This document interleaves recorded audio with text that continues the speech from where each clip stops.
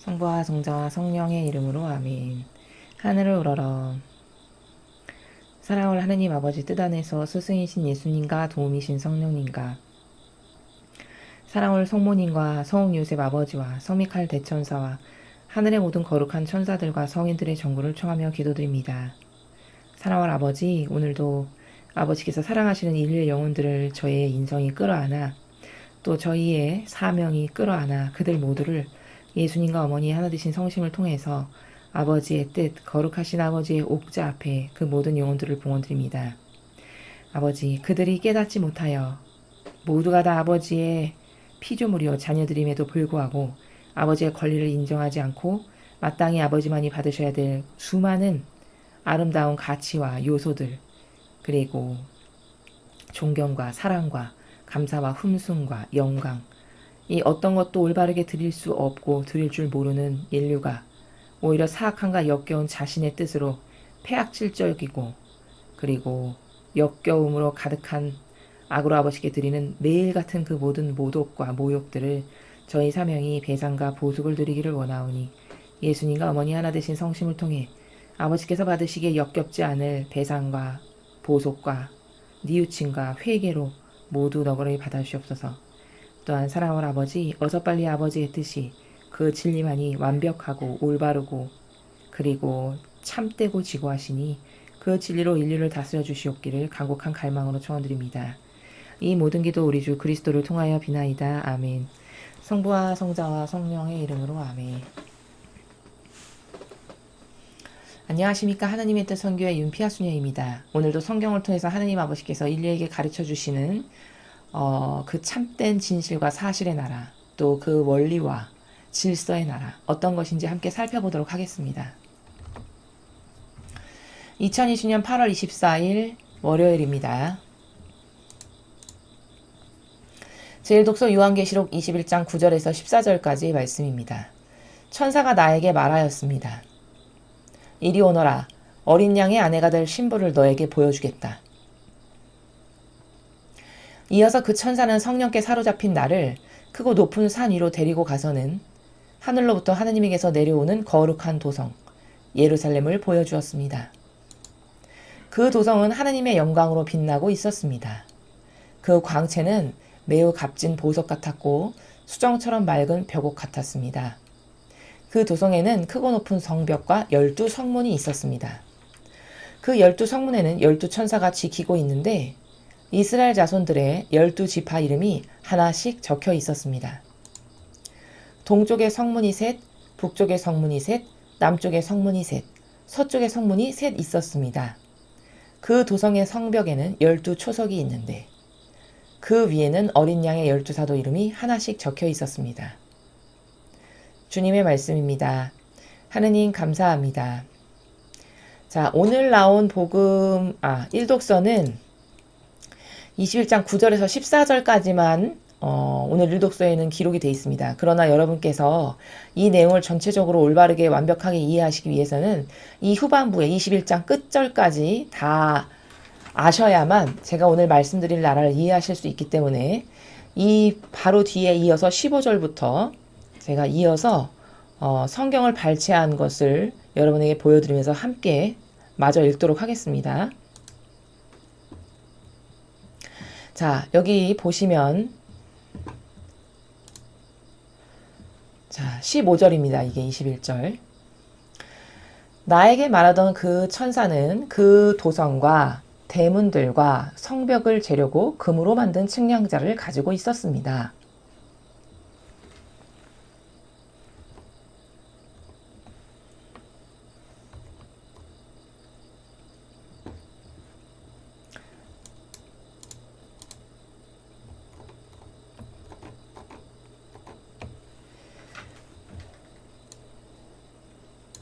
그 도성은 네모가 반듯했고 그 길이와 넓이가 같았습니다. 그가 측량자로 그 도성을 재어보았더니 길이와 넓이와 높이가 똑같이 12,000스타디온이었습니다. 또 그가 성벽을 재어보았더니 사람의 자로 144척이었습니다. 이 자는 천사의 자이기도 했습니다. 그 성벽은 벽옥으로 쌓았고 도성은 온통 맑은 수정 같은 순금으로 되어 있었습니다. 그 성벽의 주춧돌은 갖가지 보석으로 꾸며져 있었습니다.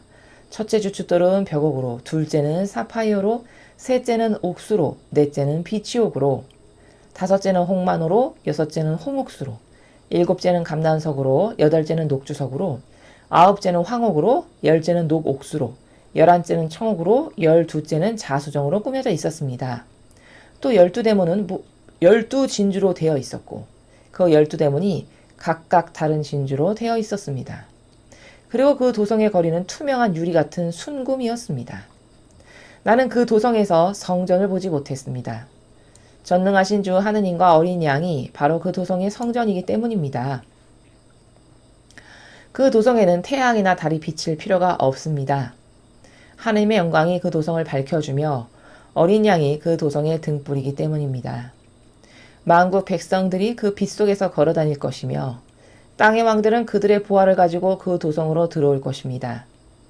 그 도성에는 밤이 없으므로 종일토록 대문들을 닫는 일이 없을 것입니다. 그리고 사람들은 여러 나라의 보화와 영예를 그 도성으로 가지고 들어올 것입니다. 그러나 더러운 것은 아무것도 그 도성으로 들어가지 못하고 흉측한 짓과 거짓을 일삼는 자도 결코 들어가지 못합니다. 그 도성에 들어갈 수 있는 자는 다만 어린 양의 생명의 책에 이름이 올라있는 사람들 뿐입니다. 자, 여기까지가 계시록 21장 끝에 27절까지의 내용을 여러분께서 지금 함께 보셨습니다. 자, 이제 설명을 들어가겠습니다, 여러분. 자, 오늘 여러분께서 지금 저와 함께 읽으신 이 요한계시록은 굉장히 중요한 예언서입니다. 왜냐하면 우리가 살아가고 있는 이 마지막 시대에 무슨 일이 벌어질 것이고 하느님의 뜻이 어떻게 완성을 하실 것인가에 대해서 하나도 남김없이 다 쓰여 있는 책이 바로 요한계시록입니다. 그래서 요한계시록을 여러분께서 혼자 읽으실 때는 어떤 관점으로 이 예언서를 읽으셔야 올바른 관점이냐면, 이거는 마지막 시대를 기록해 놓은 책이다. 마지막 시대에 무슨 일이 벌어질지를 하느님 아버지께서 사도 요한을 통해서 환시로 보여주셔서 보고 적은 책이다 라는 겁니다. 그러니까 우리가 지금 마지막 시대에 살아가고 있다라고 저희가 누누이 말씀을 드렸죠.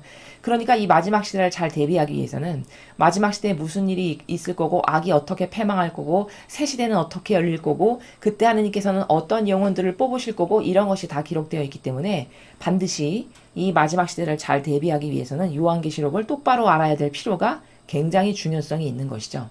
자, 그래서 먼저 그 중요하다라는 관점의 나라에서 여러분에게 요한계시록이 왜 중요한지 마지막 시대를 기록한 책이기 때문이다. 또한 그 책에는 이 환시에는 앞으로 누가 어떤 마귀가 패망하게 될 거고 그 마귀에게 동조하고 협력하면 어떻게 망할 것이며 새천년 새시대, 오늘 보신 이 21장의 제목이 새하늘 새 땅 새 예루살렘이라는 제목으로 되어 있는데요. 바로 새 예루살렘이 도대체 뭐며 그 시대는 어떤 시대며 누가 그 시대의 주인이 될 거며 이런 것에 대해서 아주 상세하게 기록되어 있는 책이기 때문에 여러분께서 이 마지막 시대에 여러분의 영혼을 잘 준비하시려면 반드시 계시록을 똑바로 알고 이해하고 깨달아야 될 필요가 있다라는 것을 먼저 선언적으로 말씀을 드립니다. 자, 그래서 오늘 여러분이 보신 21장의 핵심은 여기서 가장 핵심적으로 알아야 될 건 바로 이겁니다. 시대에 따라 영적인 발전의 시대에 따라서 점차 우리가 지금 나아가고 있고 그 영적 발전에 발맞춰서 지금 우리가 살아가고 있는 시대는 여기에는 등장하지 않았지만 제가 후미에 15절부터 27절까지 보여드렸죠. 거기 22절에 보면 그러나 안에 성전은 없었습니다. 이렇게 되어 있습니다. 바로 지금이 그 성전의 시대라는 겁니다. 자, 다시 더 차근차근히 말씀을 드리면요. 여기 보면 이제 천사가 사도 요한에게 와서 이야기하는 내용이죠. 그래서 이리 오너라, 어린 양의 아내가 될 신부를 너에게 보여주겠다. 어린 양의 아내가 될 신부, 누구를 말하는 거죠? 어린 양은 예수 그리스도를 뜻하시는 것이죠. 그럼 그 어린 양의 아내가 될 신부는 누굴까? 예수님과 완전히 용해되고 하나 된 사람. 이 사람들을 지칭해서 어린 양의 아내가 될 신부다 이렇게 말하는 겁니다. 그럼 모두가 다 그렇게 되는 것은 아님을 아시겠죠. 예수님의 정신과 가르침과 모험과 카리스마에 완전히 용해되고 하나된 그들을 솎아내고 골라내셔서 어린 양의 신부로서 받아들이신다라는 거예요. 자, 그런데 그게 시대에 따라서 발전이 다르고 또 목적성이 다른 것을 우리가 여기서 볼 수 있습니다. 먼저 여기 보면요. 그래서 이제 거룩한 도성 예루살렘, 하늘로부터 하느님에게서 내려오는 거룩한 도성 예루살렘을 지금 천사를 통해서 보여주고 있는데, 환시로 그것을 보니까 그 도성이라는 것은 천상의 나라를 말하는 거죠. 하느님 아버지께서 직접 다스리시는 천상의 나라. 그 나라를 거룩한 도성 예루살렘이라고 지칭하는 겁니다. 자, 그런데 그 나라를 가까이 가서 이렇게 보니까 그 도성은 하느님의 영광으로 빛나고 있었대요. 당연하겠죠. 하느님의 거룩한 완전히 하나 된 사람들하고 아버지가 다스리시는 그 나라니까 그건 영광 자체고 완벽함 자체고 광채 자체고 빛 자체인 나라죠. 그래서 하느님의 영광으로 가득한 새 예루살렘을 보고 있는데, 지금 거룩한 도성을, 그 광채는 매우 값진 보석 같고 수정처럼 맑은 벽옥 같았다. 저 광채가 뭘까? 여러분, 태양이 있으면 태양에서 나가는 빛살들이 있죠. 바로 그 태양이 있고 태양에서 뻗쳐나가는 빛살이 있기 마련인데, 바로 이 광채는 그런 빛살들을 말씀하시는 거예요. 그럼 그 빛살은 누굴까? 예수님과 성모님을 닮은, 예수님과 성모님의 정신과 가르침과 모험과 카리스마를 몸소 실천하고 그것으로 맺은 열매가 있는 이 다양한 사람들이 바로 그 광채에 해당하는 사람들이에요. 빛살들. 그게 구약으로 따지면 누굴까? 다니엘이고 다윗이고 이런 사람들이죠. 엘리야고 엘리사고 이런 사람들이죠. 그 수많은 광채들이 반짝반짝 빛나는 이런 거룩한 도성을 지금 사도 요한이 이렇게 보고 있는 겁니다. 환시 속에서. 자, 그리고서 보니까 그 도성을 이제 하나하나 자세히 관찰하다 보니까 성벽이 있고, 도성이니까 당연히 성벽이 있겠죠. 그리고 12성문이 있대요. 12개의 성문. 그런데 그 12개의 성문에는 12천사가 지키고 있는데 이스라엘 자손들의 12지파 이름이 하나씩 적혀 있었대요. 자, 그러니까 도성에 성벽이 있고 성문이 12성문이 있었는데 그 12성문에 이스라엘의 12지파 있죠. 그 12지파의 이름이 하나씩 성문마다 적혀 있었더라는 거예요. 자, 이거는 어떤 시대를 말씀하시는 거냐? 구약시대. 구약시대에 즉 창조의 피아 시대를 살았던 하느님의 자녀들 중에서 가장 모범적으로 잘 살았던 그들이 누구냐? 그게 바로 12지파라고 선별된 사람들이죠. 그 12지파의 이름이 도성의 그 12성문에 하나씩 적혀 있다라는 것을 본 거예요. 바로 그 성문의 시대가 구약의 12지파의 시대라는 것을 볼 수 있고, 자, 그 다음에 이제 시대가 더 거듭돼서 발전이 됐어요. 그래서 이제 성문을 지나서 보니까 성벽에 12초석이 있었다는 거예요. 왜? 건물을 지으려면 그 기둥 밑에 초석이 반드시 들어가야 되죠. 그 12초석이 있는데 그 초석에는 어린 양의 12사도 이름이 하나씩 적혀 있었더라는 겁니다. 그러니까 성문의 시대는 성문까지 올 수 있는 그 하나님의 거룩한 도성이 있는데 성문의 영광까지 참여할 수 있는 시대는 바로 구약의 시대고, 그 하나님의 거룩한 도성의 성문의 은총에 합당한 사람들은 누구였냐? 과거 구약 시대의 12지파의 그 지파 12개의 지파가 바로 그 도성의 성문까지의 은총을 받기에 합당했던, 그 은총을 받기에 합당한 반향을 했던 사람들이 바로 12지파라는 거예요. 그런데 이제 더 가까이 다가가는 거죠. 시대가 거듭되면서 영성이 하느님과 더 용해되고 하나 되는 이 영성으로 거듭 발전이 되면서 점점 안쪽으로 들어가게 되는 거예요. 그래서 신약 시대가 오니까 이제 성벽에 12개의 초석이 있더라는 거죠. 건물을 지으려면 반드시 밑에 초석이 깔려 있어야 되잖아요. 근데 그 초석을 이렇게 가서 보니까 어린 양의 12사도, 즉 예수 그리스도의 12명의 사도 이름이 초석마다 하나씩 딱딱 적혀 있었더라는 것을 봤다라는 거예요. 그럼 뭘까? 이제 시대가 발전해서 과거 그때는 창조의 피아 시대, 그리고 구약의 시대고 성문까지 오는 데에 합당했던, 거기까지 은총이 합당했던 시대. 그래서 거기에 갖다 놔도 좋을 만한 어린 양의 신부에 속하는 그룹은 12지파가 거기까지 오게 합당한 은총에 속하던 그룹들이었고, 자, 이제 시대가 발전해서 신약의 시대가 왔는데, 거기는 보니까 초석, 즉 그 건물의 반석이 되는 사람들의 은총에 합당한 사람들은 누군가 보니까 12명의 사도라는 거예요. 그래서 어린 양, 즉 예수 그리스도의 제자들 12명의 이름이 그 건물의 밑에 성벽에 초석이 하나씩마다 그 12명의 사도의 이름이 적혀 있는 것을 지금 사도 요한이 보고 있는 거죠. 그러니까 좀 더 성전에 가까이 다가온 시대, 하느님의 은총의 그 영광에 광휘가 빛나는, 찬란한 빛이 빛나는 그 하느님의 엄청난 은총에 조금 더 가까이 다가올 수 있는 그 신약의 시대, 즉 이제 그 구원의 피앗 시대죠. 구원의 피앗의 시대에 이르니까 그 초석에 이름을 갖다 놔도 좋을 만큼의 은총으로 반향을 했던 사람들은 바로 예수님의 사도들, 12명의 제자들이 거기 초석에 하나씩 이름이 적혀 있는 이런 은총을 받기에 합당한 어린 양의 신부들이었다라는 것을 지금 보고 있는 겁니다. 자, 그럼 이제 두 시대가 지났어요.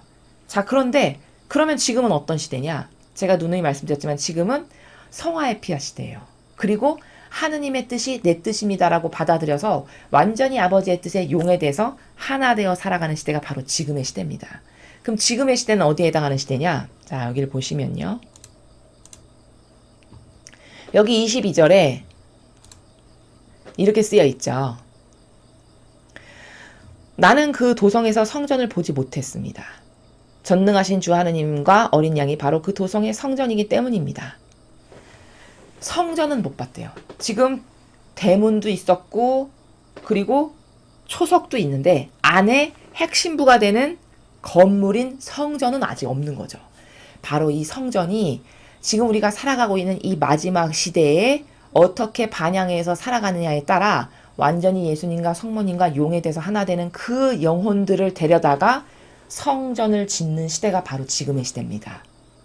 제가 그래서 누누이 여러분에게 여러분 지금은 은총이 쏟아지는 시대고 엄청나게 영적으로 발전할 수 있는 시대고 내가 반향하느냐에 따라서 여러분은 죽을 때까지 상상도 한번 해보지 못하셨을 그 성전의 몸을 이루는 그 성전의 그 도성의 그 성전이라고 하는 핵심부의 그 건물이 되는 바로 이런 시대에 우리가 살아가고 있다. 그 시대로서의 은총으로서 초대를 받고 있다라는 거예요. 우리가 그 성전의 시대라는 겁니다. 지금이.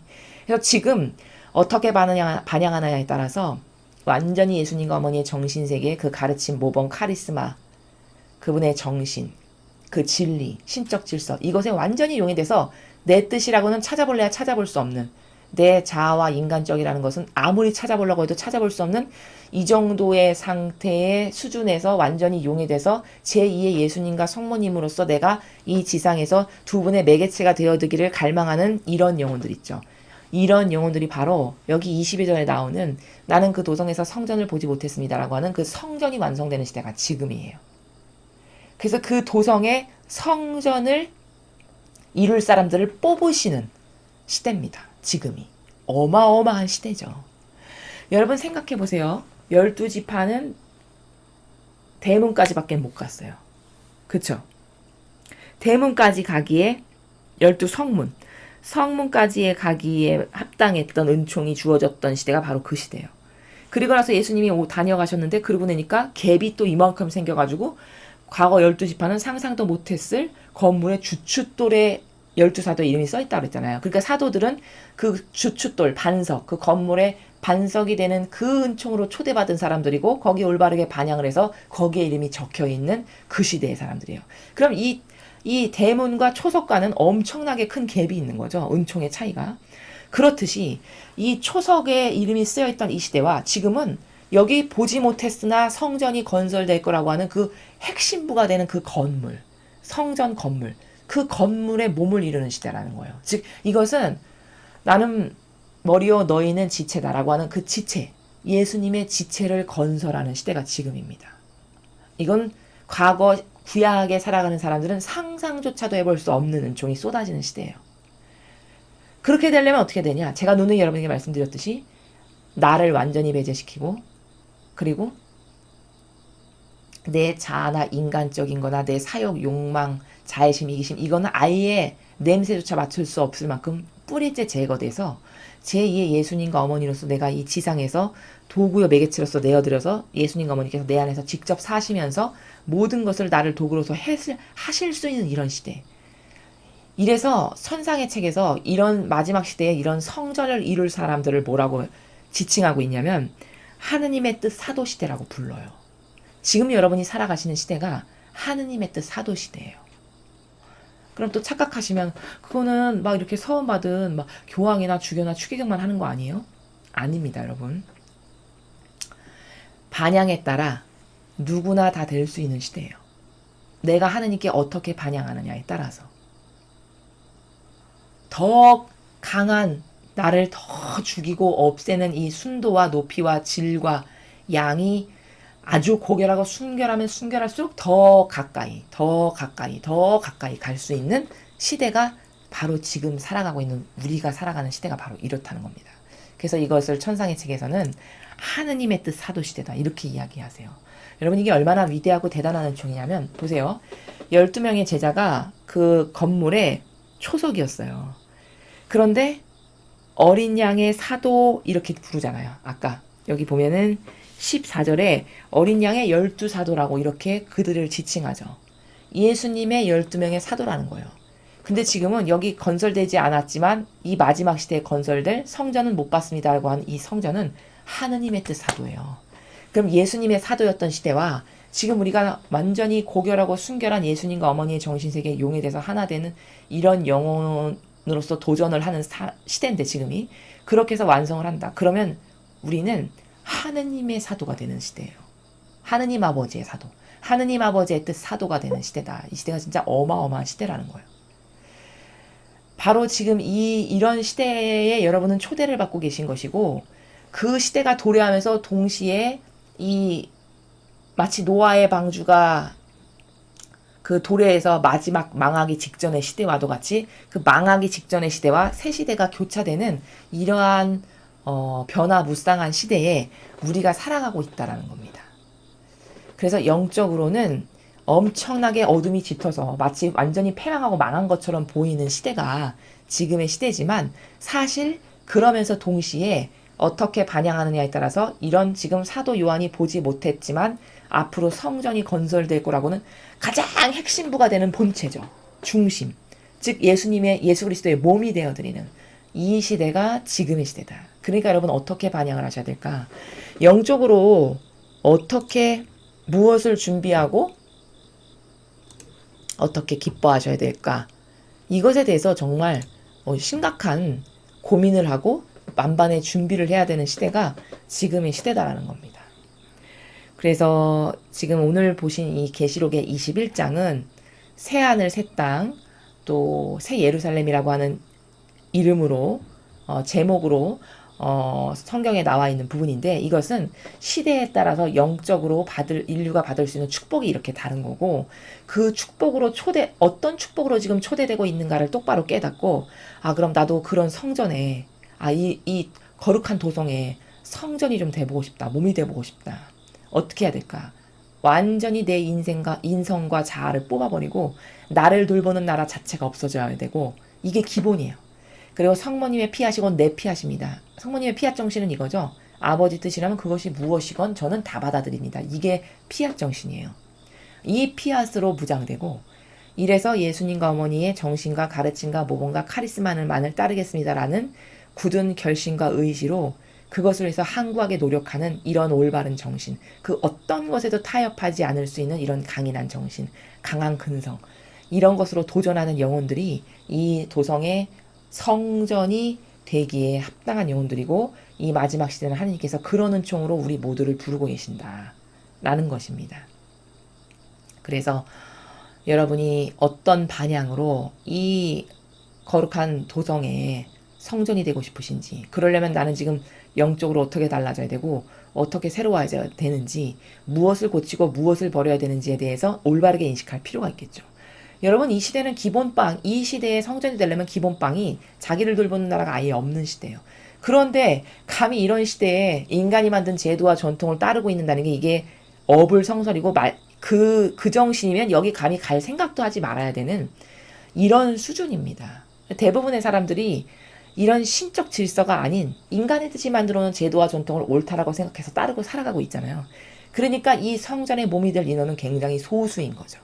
그래서 하느님 아버지께서 마라나타 성지에서 맨날 말씀하실 때 소수의 내 남은 자녀들아 이렇게 하시는 것이 그게 괜히 심심해서 말씀하시는 게 아니라 그 도성의 성전의 몸이 될 사람이 굉장히 소수인 거죠. 왜? 이런 정신으로 무장돼야 되니까 당연히 소수일 수밖에 없는 거죠. 여러분은 이런 도성의 성전이 되는 정신세계에 도전하시기 바랍니다. 그래서 왜 인간적인 것을 버려야만 하고 왜 인간적인 것이 쓰레기며 그것이 절대 나를 위하는 것이 아니라는 것을 저희의 수많은 강의에서 매일 복음을 해설할 때 말씀을 드렸어요. 그 인간적인 이기심과 자애심이 얼마나 자기를 망가뜨리고 인격을 떨어뜨리는 것인지, 그 자기를 스스로 돌보는 그게 얼마나 역겨운 것인지. 여러분, 세상도 그렇죠. 어떤 사람이 존경을 받죠? 세상에서도 진리 몰라도 자기를 내놓고 모든 사람 앞에서 희생하고 의인으로서 사는 사람은 아무리 초등학교밖에 못 나온 사람이라도 다 존경받습니다. 인격적으로 훌륭하다라고 다 박수쳐요. 왜일까요? 그렇게 고통과 남을 위한 희생을 사랑하는 그 정신이 그렇게 위대한 거예요. 그렇게 아무것도 모르는 사람이 보기에도 훌륭하다라고 느낄 만큼. 이 세계는 그런 나를 배제시킨 정신으로 무장되는 세계요. 오로지 그 나의 목적과 내 인생의 유일한 데스티네이션이 나는 아버지의 뜻을 이루는 거. 그 뜻이 나에게서도 이루어지고 내 나라에서도 이루어지고 온 인류에게서도 아버지의 뜻만이 이루어지기를 갈망하는 이런 정신과 이런 목표 지향성으로 똑바로 도전하는 이런 사람들, 그런 사람들이 바로 이 마지막 시대에 이 거룩한 도성이라고 하는 천상의 예루살렘에서 가장 핵심부가 되는 그 성전이 되는 그런 시대다. 우린 지금 그런 시대에 살고 있고 그런 은총으로 여러분 모두가 초대를 받고 계시다라는 것을 잘 인식하시고 올바른 도전을 하실 수 있는 여러분들이 되셨으면 좋겠습니다. 자, 다음으로 복음 말씀 함께 보시겠습니다. 요한복음 1장 45절에서 51절까지의 말씀입니다. 주님 영광 받으소서.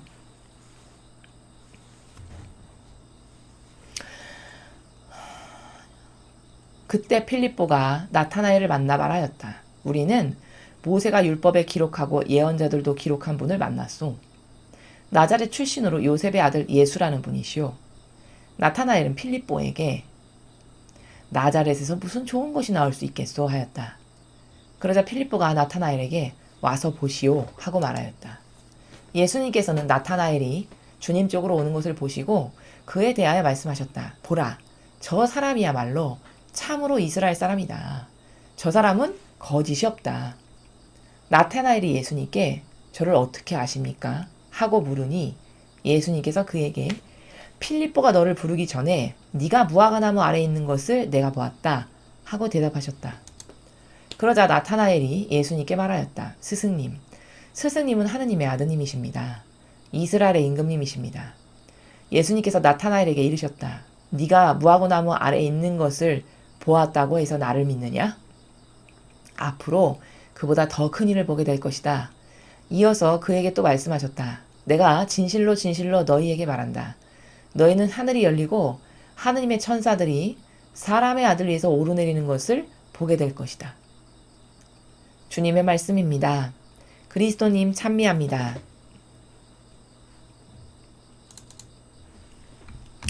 자, 여러분, 오늘 이 요한복음에서 우리가 반드시 알아야 될 핵심은 뭐냐면 예수님께서 그 나타나엘을 칭찬하시는데 이렇게 칭찬하셨어요. 보라, 저 사람이야말로 참으로 이스라엘 사람이다.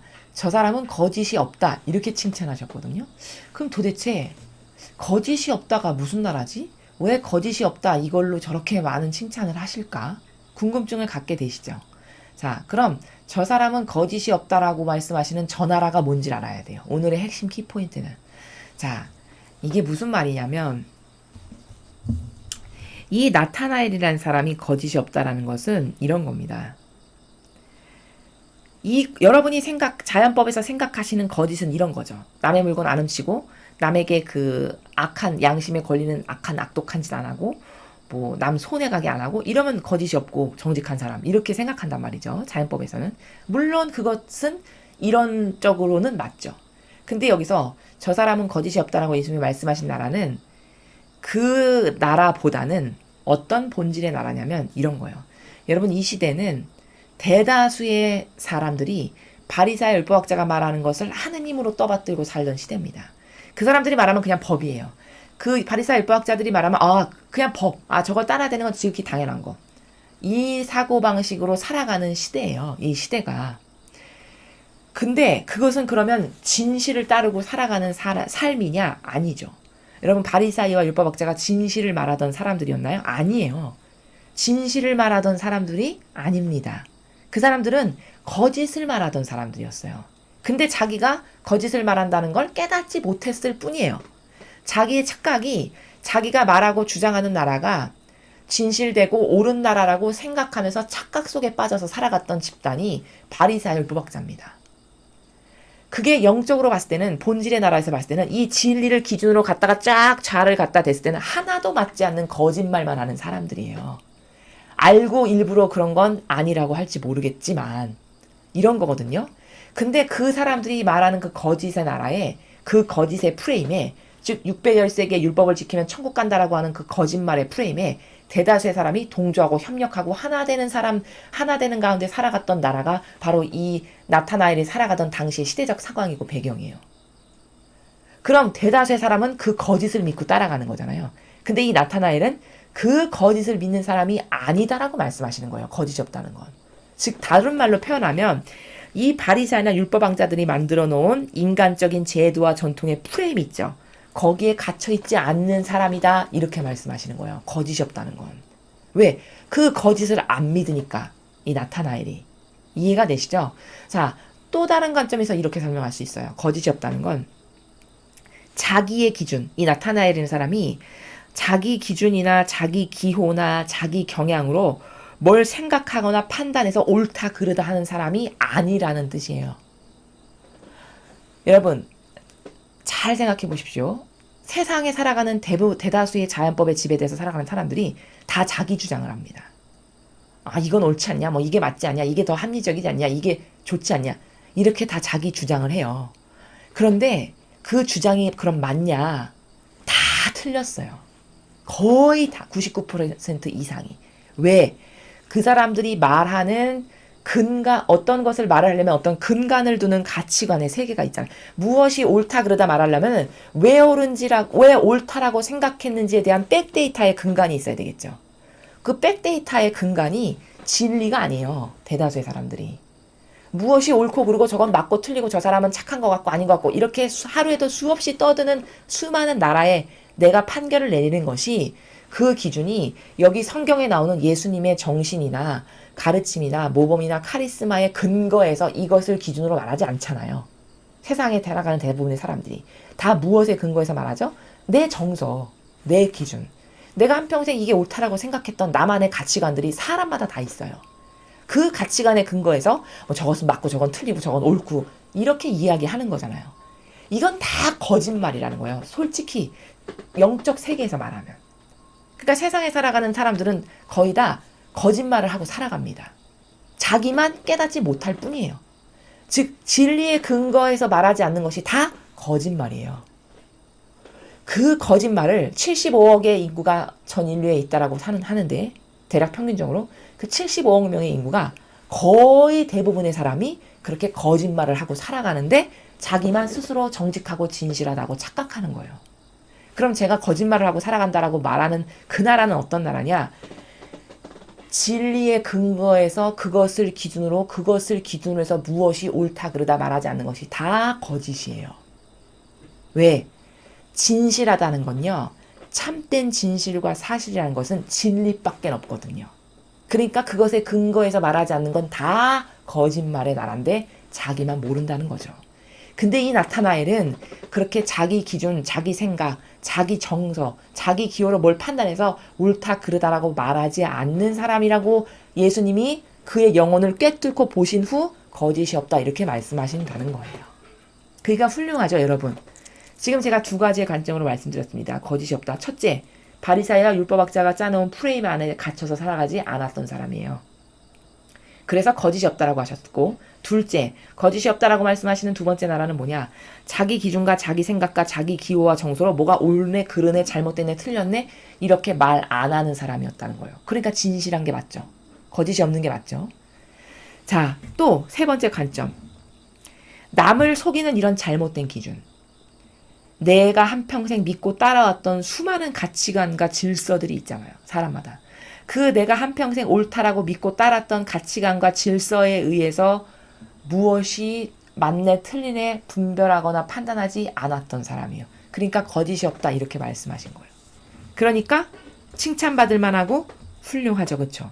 즉 이 나타나엘이라는 사람은 진리의 근거에서 무엇을 믿으려고 했던 사람이라는 거예요. 어떻게 알 수 있냐고요? 자, 이 나타나엘이라는 사람이 진리의 근거에서 무엇을 분별하라는 사람이라는 입증 증거가 여기 나옵니다. 잘 보세요. 예수님이 정확해 보셨다는 것을 제가 역으로 입증을 드릴게요. 저 사람은 거짓이 없다. 이렇게 얘기하니까 바로 나타나엘이 뭐라냐면 저를 어떻게 아십니까? 이렇게 반문해요. 이건 뭘까요? 자신이 거짓이 없는 사람이라는 거를 인정하고 그런 사람이라는 걸 저분이 어떻게 알았지? 이렇게 반문하는 거예요. 자기가 이런 사람이라는 거를 알고. 그러니까 예수님께서 뭐라 하셨냐면은 필립보가 널 부르기 전에 필립보가 나타나엘한테 내가 이스라엘에 이런 분을 만났어. 그분은 예수님이라고 하는 분인데 예언자고 그리스도시고 뭐 이런 분이요. 막 이렇게 이야기했잖아요. 앞에. 그러니까 필립보가 너한테 그렇게 너에게 다가가서 내가 어떤 사람인지를 너에게 알려주기 전에 나는 너를 봤는데 어디서 봤냐? 네가 무화과 나무 아래에 있는 걸 내가 봤다. 이렇게 말씀하세요. 그럼 이 무화과 나무 아래에 있는 걸 봤다는 건 무슨 나라냐면은 이 시대는 무화과 나무는요. 그 아래서 기도하던 곳입니다. 무화과 나무라고 하는 그 장소 자체가. 그 상징적인 거죠. 그러니까 성당에 갑니다. 그럼 뭐 기도하러 가나 보다 이렇게 생각하듯이 이를테면 무화과 나무 아래 갑니다. 그럼 기도하러 가는구나. 이런 장소였다는 거예요. 이 시대 무화과 나무 아래 간다는 거는. 근데 예수님께서 네가 무화과 나무 아래 있는 걸 내가 봤다. 여러분 이 정신세계가 어떤 정신세계냐면 이런 쪽으로 눈으로만 다 이렇게 너가 무화과 나무 아래 있는 거 내가 봤어. 이 나라가 아니라 네가 기도하는 소리를 내가 다 들었다. 네가 기도하는 그 모든 기도의 내용과 어떤 것으로 네가 갈망했고 어떤 것으로 갈급하고 네가 기도한 나라 있지. 기도하는 그 모든 것을 사실 내가 다 들었다. 이 말씀이세요. 그러니까 뭘까? 이분은 진짜 그리스도가 맞구나. 왜? 내가 기도하는 거를 자기밖에 모르는 나라잖아요. 네가 기도하는 걸 보니까 넌 정직한 사람이야. 넌 거짓이 없는 사람이란다. 지금 이렇게 이 나라거든요. 교감을 나누는 나라가. 내가 너 기도하는 걸 가만히 들어보니까 너는 정직한 사람이란다. 넌 거짓이 없는 사람이야. 지금 이렇게 말씀하시는 거예요. 그러면 이것은 자기 안에 기도를 속으로 혼자 양심 안에 계시는 하느님께 갈망하고 말씀드리는 나라잖아요. 기도를 한다라는 나라는. 그러면 이런 말을 했을 때 알아듣는 거는 자기만 알아듣죠. 내가 진짜 그런 기도했는데 어떻게 하셨지? 마치 이런 나라죠. 그러니까 대번에 알아듣고 나타나엘이 뭐라 그러냐면 스승님. 이렇게 바로 스승님 이렇게 불러요. 그러니까 내가 네가 무화과 나무에서 기도하는 것을 봤다. 그 나라가 무슨 나라인지를 알아들은 거예요. 내가 너 무화과 나무에서 기도하는 거를 다 봤다. 너는 그런 거 내가 너가 기도하는 걸 가만히 들어보니까 넌 정직한 사람이야. 넌 거짓이었고. 이렇게 말씀하시는 거거든요. 그러니까 그거를 딱 듣고 나니까 나타나엘이 자기만 아는 그 아주 작게 속삭이는 그 양심 너머에 계신 하느님께만 속삭이는 그 나라가 마치 들킨 것 같은. 어떻게 알았지? 내가 늘 이러이러한 기도를 했다라는 것을 저분은 어떻게 하시지? 그리스도시구나. 이렇게 하고 바로 반향하기를 스승님은 하느님의 아드님이십니다. 이렇게 반향하죠. 나타나엘이.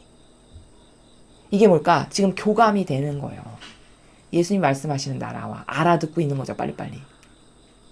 바로 그 말씀하시니까 바로 눈치채고 알아듣고는 이분 진짜 신이 맞구나. 사람은 마음의 그림자를 절대 알 수 없어요. 그렇지만 신은 마음속으로 무슨 생각을 했고 네가 무슨 기도를 바쳤는지 너의 기도 들어보니까 넌 정직해. 넌 거짓이 없는 사람이야. 이거 사람이 알 수 있습니까? 없죠. 그리스도만 신만 알 수 있는 나라예요. 그러니까 아 예수님이 맞으시구나. 아 스승님은 하느님의 아드님이 맞으십니다. 이스라엘의 임금님이십니다. 이렇게 딱 올바른 고백의 반영을 딱 해요. 그쵸?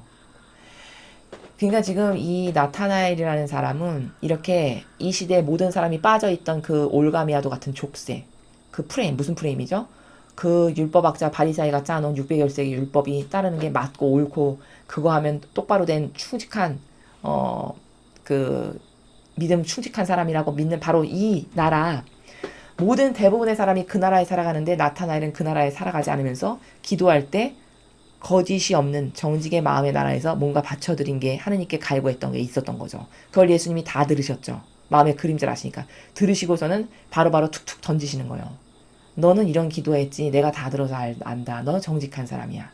하니까 바로 반영하기를 저분은 신이시구나. 전 사람은 절대 알 수 없는 건데 그리스도시구나. 하느님의 아드님이십니다. 딱 바로 이렇게 고백을 하는 바로 이런 교감의 나라를 지금 우리가 보고 있는 거거든요. 그러니까 예수님께서 이제 이 영특하고 이 정직한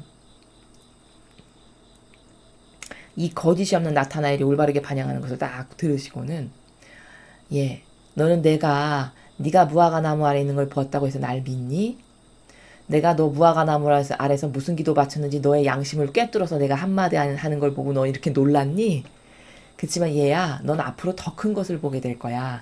내가 하느님의 아들이요 그리스도라는 것에 대해서 너는 더 큰 표징으로 너는 확증하게 될 거다. 어떻게? 하늘이 열리고 하느님의 천사들이 사람의 아들에서 오르내리는 것을 보게 될 것이다. 예수님이 부활하실 때, 승천하실 때 앞으로 이런 일이 있을 거잖아요. 넌 그때 되면 내가 누군지를 더 확실하게 깨닫고 더 깜짝 놀래고 더 기절하게 될 거다. 이제 뭐 이런 나라의 말씀을 하시는 거거든요. 그래서 우리가 오늘 이 나타나엘과 예수님과의 대화를 통해서 확인할 수 있는 거는 뭐냐면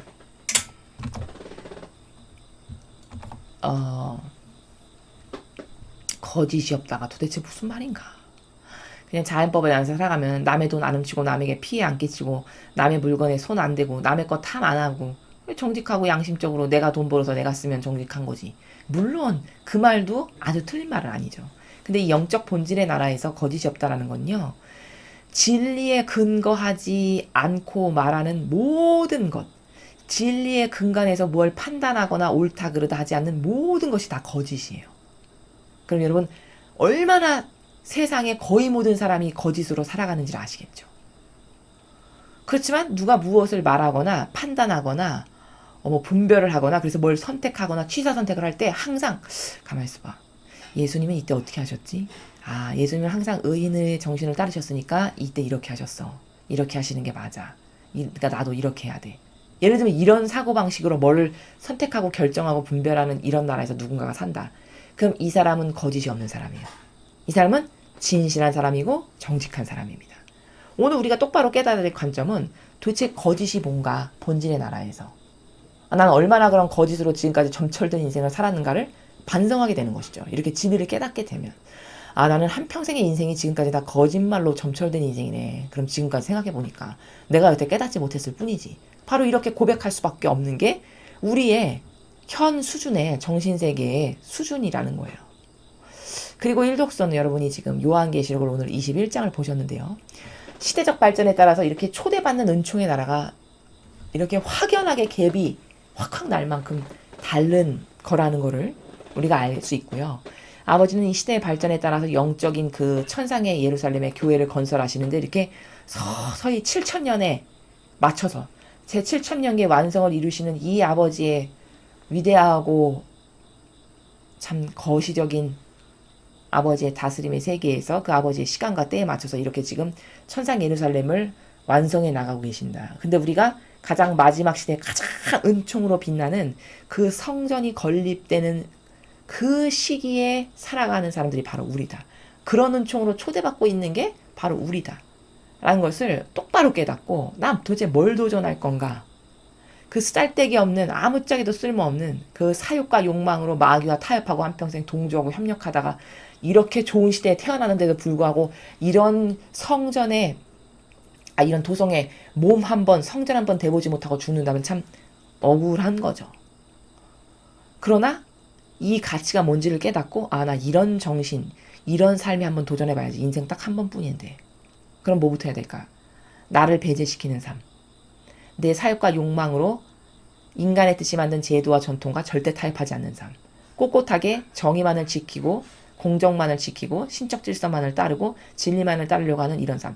이런 정신으로 하나하나 무장이 되고 그것에 반대되는 것은 다 쳐내는 이런 정신으로 준비가 된다면 여러분이 바로 이 마지막 시대에 천상의 교회, 새 예루살렘이라고 하는 이 아름다운 아버지의 이 도성에 그 성전으로서 예수 그리스도의 몸으로서 초대받는 그런 시대에 살아가는 여러분들이시라는 거. 그것에 걸맞게끔 도전하고 자꾸 영적으로 거듭나고 새로워지고 또 갈망하고 올바르게 배상과 보속도 할 줄 알고 이런 것으로서 나의 사고방식과 정신을 매일 새롭게 하는 이런 것에 도전하시는 그런 여러분들이 되셨으면 정말 좋겠습니다.